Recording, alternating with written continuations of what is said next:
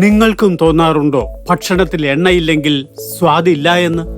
എന്നാൽ ചിന്തിക്കൂ, ഈ സ്വാദ് ആരോഗ്യത്തിന് എത്രത്തോളം ഹാനികരമായേക്കാമെന്ന്.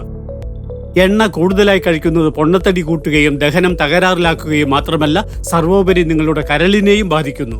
എണ്ണ കാരണം വർദ്ധിച്ചു വരുന്ന രോഗങ്ങളും രാജ്യത്ത് അതിവേഗം വ്യാപിക്കുന്ന പൊണ്ണത്തടിയും കണക്കിലെടുത്ത് നമ്മുടെ ബഹുമാനപ്പെട്ട പ്രധാനമന്ത്രി ശ്രീ നരേന്ദ്രമോദി രാജ്യത്തുള്ളവരോട് അഭ്യർത്ഥിച്ചിട്ടുണ്ട് ഭക്ഷണത്തിലെ എണ്ണയുടെ അളവ് 10% വരെ കുറയ്ക്കണമെന്ന്.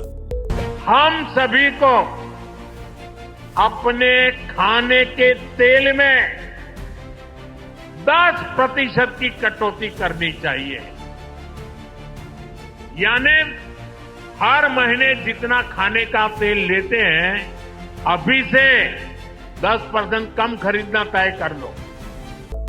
പ്രശസ്തനായ ലിവർ എക്സ്പേർട്ട് ഡോക്ടർ ശിവകുമാർ സരീനും ഈയിടെ സംസാരത്തിനിടെ പറഞ്ഞു എപ്രകാരമാണ് ഡീപ് ഫ്രൈ, അതായത് എണ്ണയിൽ വറുത്ത ഭക്ഷണ പദാർത്ഥങ്ങൾ ആരോഗ്യത്തെ ഗുരുതരമായി ബാധിക്കുന്നതെന്ന്. പ്രത്യേകിച്ച് നമ്മുടെ ലിവറിനെ. ഇത് നമ്മുടെ ശരീരത്തിന്റെ ഏറ്റവും ശാന്തവും എന്നാൽ ഏറ്റവും പ്രധാനപ്പെട്ടതുമായ അവയവമാണ്. നോക്കൂ, ഇന്ത്യയിലെ ഏറ്റവും ജനപ്രിയനായ പ്രധാനമന്ത്രി ശ്രീ നരേന്ദ്രമോദിയും പറഞ്ഞു ഭക്ഷണത്തിൽ അമിതവണ്ണം കുറയ്ക്കുവാനായി 10% എണ്ണ കുറയ്ക്കണമെന്ന്. ഞാനതിൽ പൂർണ്ണമായും യോജിക്കുന്നു. അദ്ദേഹം വളരെ മൈൽഡ് പൊളൈറ്റ് വേയിൽ എല്ലാവർക്കും മെസ്സേജ് നൽകി.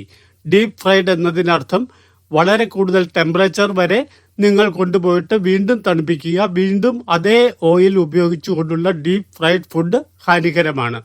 അതിൽ പലതരത്തിലുള്ള കാർബണുകളുടെ ആറ്റം രൂപപ്പെടുന്നു. അത് ബാക്ടീരിയയ്ക്ക് ദോഷം ചെയ്യുന്നതോടൊപ്പം കാർസിനോജനിക് ആകാൻ ഇടയുണ്ട്.